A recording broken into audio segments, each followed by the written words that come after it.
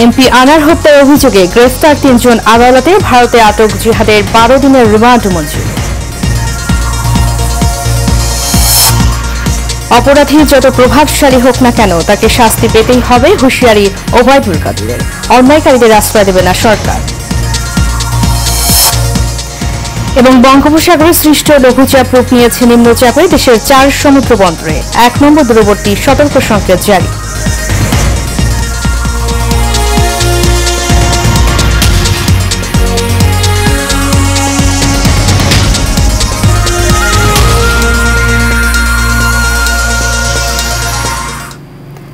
স্বাগত এশিয়ান নিউজে, আপনাদের সাথে আছি আমি উর্মি আক্তার। এতক্ষণ শুনছিলেন বিআরবি কেবল ইন্ডাস্ট্রিজ লিমিটেড সংবাদ শিরোনাম।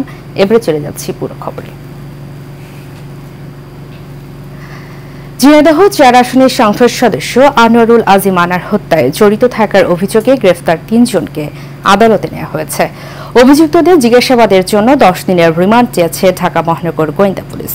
গ্রেফতারকৃতরা হলেন আমানুল্লাহ ওরফে শিমুল ভূঁইয়া, সিরাজতি রহমান ও ফয়সাল আলী ওরফে সাজি। সকালে ডিবির ওয়ারি বিভাগের অতিরিক্ত উপ পুলিশ কমিশনার শহীদুর রহমান এ তথ্য নিশ্চিত করেছেন। এদিকে সংসদ সদস্য আনোয়ারুল হত্যাকাণ্ডে অভিযুক্ত জিহাদ হাওলাদারকে ১২ দিনের রিমান্ডে পাঠিয়েছে ভারতের পশ্চিমবঙ্গের বারাসত আদালত। নৃশংস হত্যার অভিযোগে রাজ্য গোয়েন্দা পুলিশের পক্ষ থেকে জিহাদের নামে মামলা দায়ের করা হয়েছে। এর প্রতিটি ধারায় জামিন অযোগ্য। কলকাতায় নিহত সংসদ সদস্য আনোয়ারুল আজিম আনারের মরদেহের অপেক্ষায় রয়েছেন কালীগঞ্জ সহ ঝিনাইদহের হাজার হাজার মানুষ। হত্যার ঘটনা নিশ্চিত হওয়ার ২ দিন পেরিয়ে গেলেও এখনও তার মরদেহের সন্ধান না পাওয়ায় হতাশা বেড়েছে স্বজনদের মাঝে। এদিকে সকালে কালীগঞ্জ পৌঁছেছেন তার মেয়ে মুমতারিন ফেরদৌস ডরেন। বাবা হত্যার বিচার চেয়েছেন তিনি। ঝিনাইদহ থেকে রবিউল আলম রবির পাঠানো তথ্য ছবিতে বিস্তারিত জানাচ্ছেন আরফ ইসলাম। মৃতদের প্রতি এইভাবে কেটে কেটে টুকরো করা, আমি জীবনে বলতে পারবো না আমি যতদিন বেঁচে থাকবো। গত ১২ মে কলকাতায় চিকিৎসার জন্য যান ঝিনাইদহ ৪ আসনের সংসদ সদস্য আনোয়ারুল আজিম আনার। ১৩ মে তাকে কৌশলে কলকাতার নিউ টাউন এলাকার একটি আবাসিক ভবনে ডেকে নিয়ে হত্যা করা হয়। কলকাতায় মৃত্যুর বিষয় নিশ্চিত হওয়ার ২ দিন পার হলেও এখনও তার মরদেহ উদ্ধার করতে পারেনি আইন শৃঙ্খলা বাহিনী। এ নিয়ে হতাশা বিরাজ করছে তার পরিবারের মাঝে। আমার জামাইকে হারানোর ব্যথা আমরা ভুলতে পারছি না। মানুষের মাঝে মাঝে সবসময় সে চলাফেরা করেছে, সে সুখ, নিজের সুখ বিসর্জন দিয়ে, আর সেই মানুষকে এরা নির্মমভাবে হত্যা করেছে। এই হত্যার আমরা বিচার চাই। শেষবারের মতো প্রিয় নেতাকে দেখতে ভিড় করেছে ঝিনাইদহবাসী, আর তার হত্যার সাথে জড়িত সকলকে আইনের আওতায় এনে দৃষ্টান্তমূলক শাস্তির দাবি স্থানীয়দের। যে কোনোভাবে শাহিনরে যদি আমরা ধরে আনতে পারি এবং আইনের আওতায় আনা যায়, তাহলে এর তৃণমূল পর্যন্ত কারা জড়িত আছে সবকিছু বেরিয়ে যাবে। এদিকে আজিম আনারের মেয়ে প্রধানমন্ত্রীর কাছে পিতা হত্যার সুষ্ঠু বিচারের দাবি জানিয়েছেন। আল্লাহ যদি থাকে, আমার এই দীর্ঘ নিঃশ্বাস, আমার চোখের পানি, আল্লাহ এর বিচার করবে। আল্লাহ অবশ্যই আছে, আল্লাহ বিচার করবে। আমি সরকারের কাছে, বাংলাদেশ সরকার সফল প্রধানমন্ত্রী দেশরত্ন শেখ হাসিনার কাছে এবং স্বরাষ্ট্র মন্ত্রণালয়ের কাছে আমি আবেদন রাখবো যে এই শাহিনকে গ্রেপ্তার করে এর নেপথ্যে কারা আছে তাদেরকে খোঁজ করে বের করে তাদেরকে দৃষ্টান্তমূলক শাস্তির আওতায় আনবে। এই ঘটনায় হত্যাকারীদের মধ্যে ৩ জন আটক থাকলেও এখনও ধরাছোঁয়ার বাইরে মূল পরিকল্পনাকারী আখতারুজ্জামান শাহীন। আরভি ইসলাম হিমু, এশিয়ান টেলিভিশন। অপরাধী যেই হোক তা প্রমাণিত হলে সরকারের পক্ষ থেকে কোনো ছাড় দেওয়া হবে না বলে হুঁশিয়ারি দিয়েছেন আওয়ামী লীগের সাধারণ সম্পাদক, সড়ক পরিবহন ও সেতুমন্ত্রী ওবায়দুল কাদের। বঙ্গবন্ধু এভিনিউয়ে দলীয় কার্যালয়ে সাবেক আইজিপি বেনজির আহমেদের সম্পত্তি ক্রোধ প্রসঙ্গে সাংবাদিকদের এক প্রশ্নের জবাবে এসব কথা বলেন তিনি। সেই মন্ত্রী আরও বলেন, নির্বাচন বয়কট ও গণ অভ্যুত্থানে ব্যর্থ হয়ে বিএনপির মানসিক ট্রমা ভয়ানক পর্যায়ে পৌঁছে গেছে। বিস্তারিত নূর মোহাম্মদ ভূঁইয়ার রিপোর্টে। আওয়ামী লীগের কেন্দ্রীয় কার্যালয় বঙ্গবন্ধু এভিনিউ প্রাঙ্গণে নেত্রকোনা ১ আসনের সাবেক সংসদ সদস্য মানু মজুমদারের মরদেহে প্রধানমন্ত্রীর পক্ষ থেকে শ্রদ্ধা জানান দলটির সাধারণ সম্পাদক ওবায়দুল কাদের।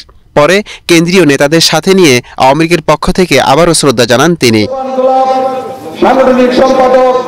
এরপর সমসাময়িক বিষয় নিয়ে গণমাধ্যমের সাথে মতবিনিময় করেন ওবায়দুল কাদের।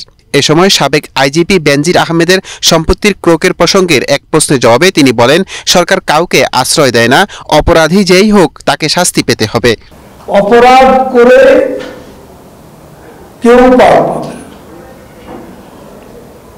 বিচার বিভাগ স্বাধীন, সেখানে যদি অপরাধী হিসাবে সাব্যস্ত হয় কেউ, আমরা তাকে প্রোটেকশন দিই। তিনি সাবেক আইজিপি হন আর সাবেক সেনাপ্রধান। আওয়ামী লীগ সাধারণ সম্পাদক দাবি করেন, মানসিক বিপর্যয়ের ভয়ঙ্কর পর্যায়ে পৌঁছে গেছে বিএনপি। মির্জা বন্ধু প্রতিদিনই অনেক কথা বলেন, তার মানসিক ট্রমা মনে হয় ভয়ঙ্কর পর্যায়ে উপনীত হয়েছে তিনি এবং বিএনপির নেতারা অন্ধকারে ঢিল ছুটে। এই সরকারের আমলে নিরীহ কেউ হয়রানির শিকার হয়নি মন্তব্য করে ওবায়দুল কাদের বলেন, বিএনপির আমলে জুলুম নির্যাতনের দৃষ্টান্ত এখনো আছে। সাংবাদিকদের উপর নির্যাতন করেছে, প্রধান বিচারপতির বাড়িতে হামলা চালিয়েছে। নূর মোহাম্মদ ভূঁইয়া, এশিয়ান টেলিভিশন, ঢাকা। এবারে অন্যান্য প্রসঙ্গ।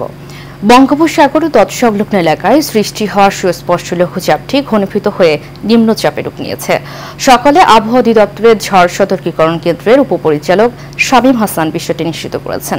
তিনি বলেন, চট্টগ্রাম, কক্সবাজার, মোংলা, পায়রা সমুদ্র বন্দরে 1 নম্বর দূরবর্তী সতর্ক সংকেত দেখাতে বলা হয়েছে।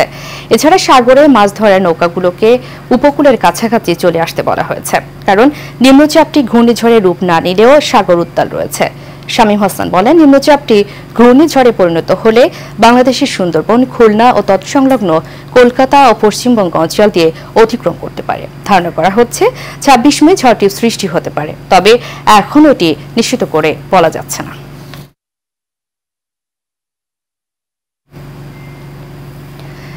রূপন সিটি উত্তরাতে জুয়েলারি মেলার আয়োজন করেছে জুয়েলারি খাতে সর্ববৃহৎ এবং স্বনামধন্য প্রতিষ্ঠান ডায়মন্ড ওয়ার্ল্ড। দুটি ভিন্ন ভিন্ন খাতে যেহেতু প্রতিষ্ঠান দুটি নেতৃত্ব দিয়ে আসছে, ফলে এই মেলা তাদের গ্রাহকদের বাড়তি সুবিধা দেবে বলে জানান প্রতিষ্ঠান দুটির ঊর্ধ্বতন কর্মকর্তারা। কাসর আহমেদের রিপোর্টে থাকছে বিস্তারিত। আবাসন খাতে নেতৃত্বদানকারী রূপায়ণ গ্রুপের প্রতিষ্ঠান রূপায়ণ সিটির প্রকল্প দেশের প্রথম মেগা গেটেড কমিউনিটিতে 4 দিন ব্যাপী জুয়েলারি মেলার আয়োজন করেছে এই খাতের সর্ববৃহৎ এবং স্বনামধন্য প্রতিষ্ঠান ডায়মন্ড ওয়ার্ল্ড।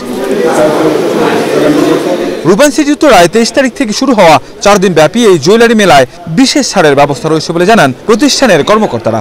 ডায়মন্ড ওয়ার্ল্ড যেমন ফ্যাশন জগতে ইনোভেশন নিয়ে এসেছে, লাইফস্টাইলে একটা নতুন ধারা নিয়ে এসেছে, এবং আজকে ডায়মন্ডের ব্যবহারটাকে আমাদের নারীদের মাঝে যেভাবে সমাদৃত করেছে, ঠিক সেমভাবে রূপায়ণ সিটি যে রিয়েল এস্টেটে লিভিং স্ট্যান্ডার্ডে যে ইনোভেশন নিয়ে এসেছে, এই ধরনের কনসেপ্ট নিয়ে এসেছে, গেটেড কমিউনিটি নিয়ে এসেছে।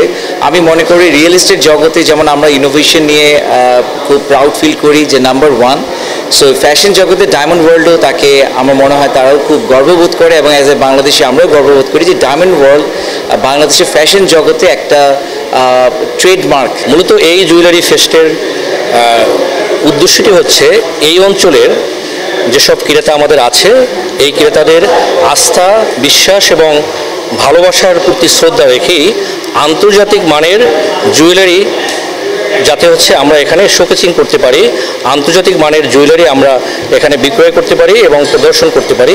মূলত এই উদ্দেশ্যেই আমরা আজ থেকে এই উৎসবটি শুরু করেছি।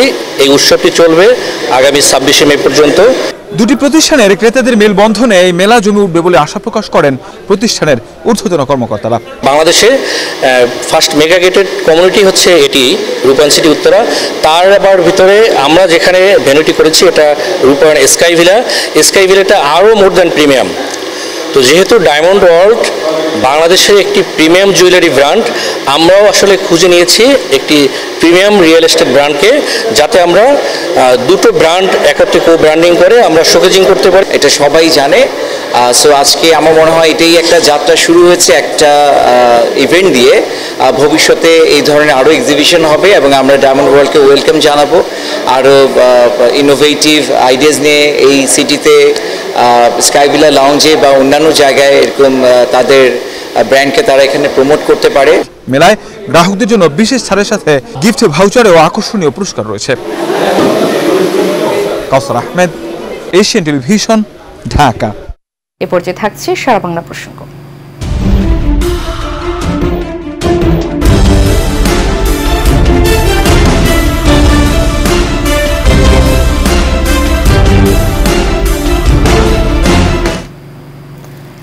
ঝিনাইদহ সদরে ডাকাতির সময় এক প্রবাসীর স্ত্রীকে গলা কেটে হত্যা করেছে ডাকাতরা। এই ঘটনায় আহত হয়েছে আরও এক নারী। সকালে সদর উপজেলার খালকুলা গ্রামে এই ঘটনা ঘটে। পুলিশ জানায় খালকুলা গ্রামের প্রবাসী আবেদ আলীর বাড়িতে স্ত্রী ফাতেমা খাতুন ও ছেলের বউ বিথি থাকতেন। রাতে ডাকাতরা বাড়ির ব্যালকনির ইট ভেঙে ঘরে ঢুকে দুইজনকে গলা কেটে নগদ টাকা নিয়ে পালিয়ে যায়। এতে ফাতেমা খাতুন মারা গেলেও বিথি বেঁচে যান। ভোরে পাশের বাড়ির লোকজন তাকে উদ্ধার করে সদর হাসপাতালে পাঠায়। খবর পেয়ে পুলিশ ফাতেমার মরদেহ উদ্ধার করে। এই ঘটনায় দুইজনকে আটক করেছে পুলিশ।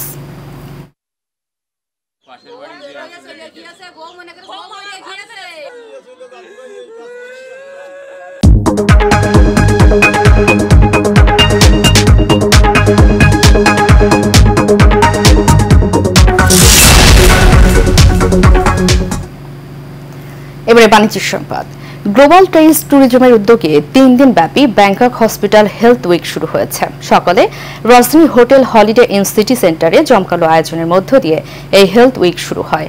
3 দিন ব্যাপী শুরু হওয়া হেলথ উইকের প্রথম দিন থাইল্যান্ডের ব্যাংকক হসপিটালের কার্ডিওলজি বিভাগের বিশেষজ্ঞ ডাক্তাররা বিনামূল্যে স্বাস্থ্যসেবা দেন। এই দিন রোগী দেখেন ব্যাংকক হসপিটালের ডাক্তার ক্রিয়েংকাই হেংরুস্বামী, ডাক্তার প্যারামাইটস ও ডাক্তার উইচায়। চিকিৎসা সেবা শুরু করার আগে কার্ডিওলজি বিভাগের বিশেষজ্ঞ ডাক্তাররা হার্টের স্বাস্থ্যসেবা বিষয়ে ব্রিফিং করেন। ব্রিফিংয়ে ডাক্তাররা হার্ট ভালো রাখার উপায় এবং চিকিৎসা সম্পর্কে অবগত করেন।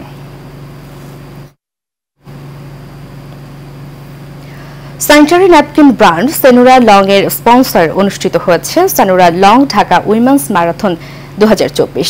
যুগান্তকারী এই ইভেন্টের মাধ্যমে সেনুরা পিরিয়ড বান্ধব বাংলার পরিবেশ তৈরির জন্য তার অঙ্গীকার বজায় রাখছে বলে দাবি প্রতিষ্ঠানটির। ব্র্যান্ডটির মতে মহিলাদের স্বাস্থ্য সুরক্ষা এবং পিরিয়ডকে ঘিরে সামাজিক ভুল ধারণা দূর করতে সেনুরা প্রতিশ্রুতিবদ্ধ। ম্যারাথনটি সকাল 5:30টায় হাতিরঝিলের এফডিসি মোড় থেকে শুরু হয়ে শেষ হয়েছে পুলিশ প্লাজার কনকর্ড পয়েন্টে। পরে বিজয়ীদের হাতে পুরস্কার তুলে দেন ডিএমপি কমিশনার হাবিবুর রহমান।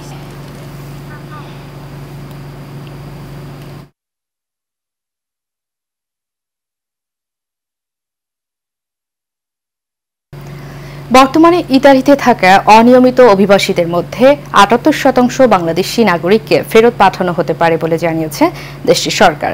এই তালিকায় বাংলাদেশি নাগরিকদের সঙ্গে আরও রয়েছে মিশর, তিউনিসিয়া, মরক্কো ও গিনির নাম। ভূমধ্যসাগর সহ অন্যান্য দেশ থেকে অবৈধভাবে ইতালিতে প্রবেশ বন্ধ করতে বেশ কয়েকটি কঠিন পদক্ষেপ নিয়েছে মেলোনি সরকার। তারই ধারাবাহিকতায় ইউরোপীয় ইউনিয়ন কাউন্সিলের সম্মতিক্রমে আলবেনিয়ার সঙ্গে চুক্তি করেছে ইতালি। চুক্তি অনুযায়ী ইতালিতে অবৈধভাবে প্রবেশ করা অভিবাসীদের মধ্যে যারা দেশটিতে থাকার অনুমতি পাবে না তাদের আলবেনিয়ায় পাঠানোর কথা রয়েছে। সম্প্রতি ইতালির স্বরাষ্ট্র মন্ত্রণালয় এ তথ্য জানিয়েছে।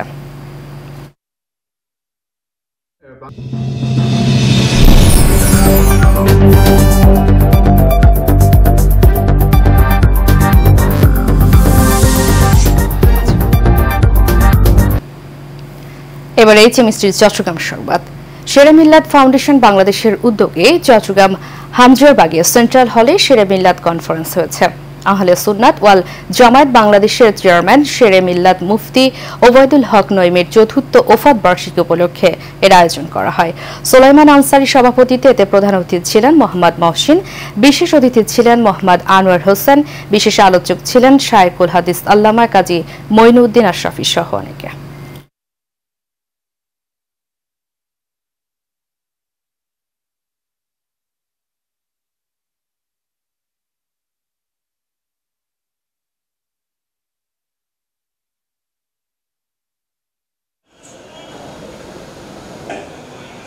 আমাদের সাহেব ওনারা তিনজন দুই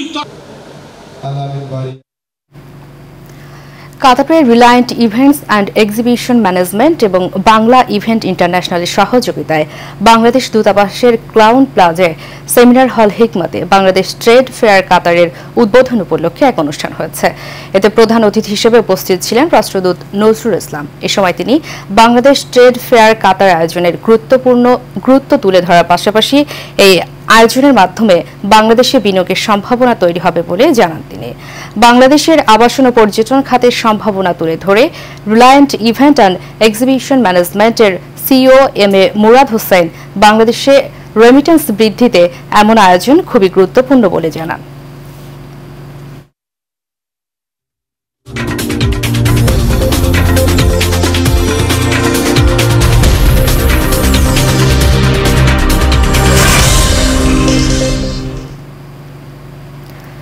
এবারে খেলার খবর।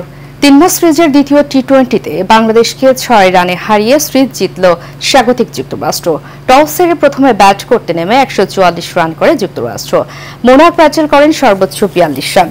বাংলাদেশের হয়ে 2টি করে উইকেট নেন শরীফুল, মুস্তাফিজ ও রিশাদ। জবাব দিতে নেমে নিয়মিত বিরতিতে উইকেট হারাতে থাকা বাংলাদেশ অল আউট হয় 138 রানে। দলের হয়ে সর্বোচ্চ 36 রান করেন অধিনায়ক শান্ত। যুক্তরাষ্ট্রের হয়ে 3 উইকেট নেন আলী খান। এর আগে প্রথম টি-20তে 5 উইকেটে হারে বাংলাদেশ। এতে 1 ম্যাচ হাতে রেখে সিরিজ জয় নিশ্চিত করল যুক্তরাষ্ট্র।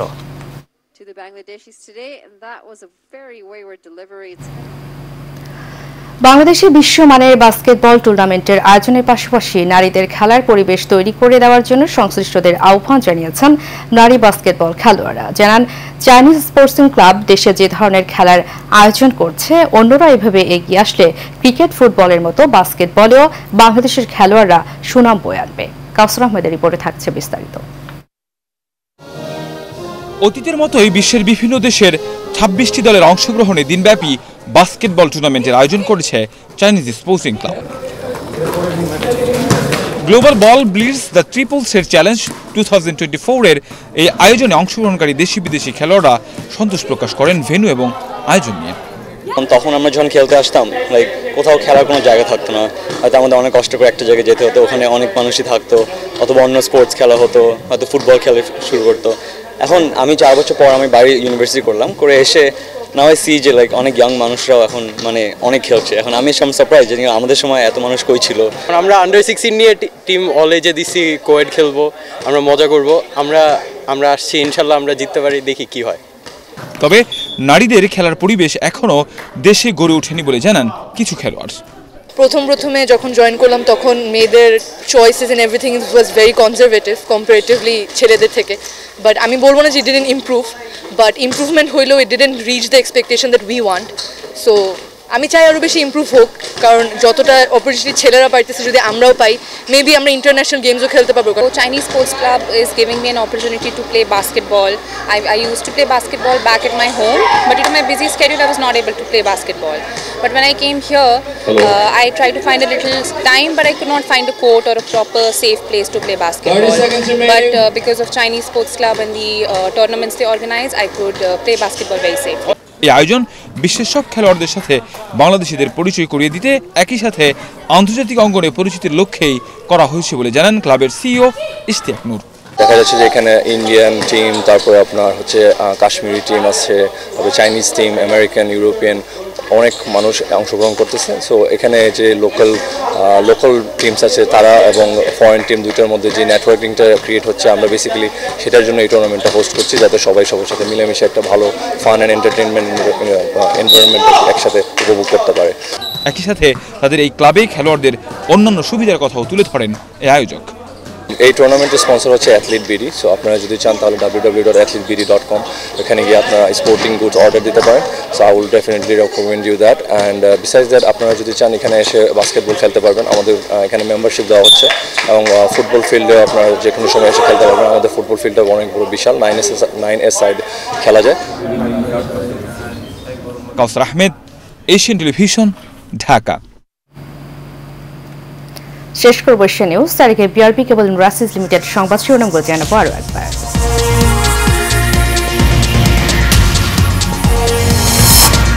এমপি আনার হত্যার অভিযোগে গ্রেফতার 3 জন আদালতে। ভারতে আটক জিহাদের 12 দিনের রিমান্ড মঞ্জুর।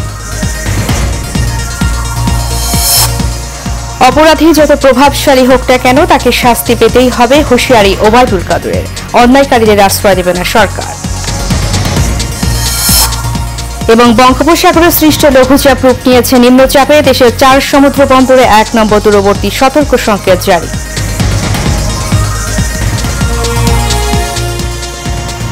এশিয়ান নিউজ এ পর্যন্তই। পরবর্তী সংবাদ দেখার আমন্ত্রণ জানিয়ে শেষ করছি। ধন্যবাদ সবাইকে এত সময় সাথে থাকার জন্য।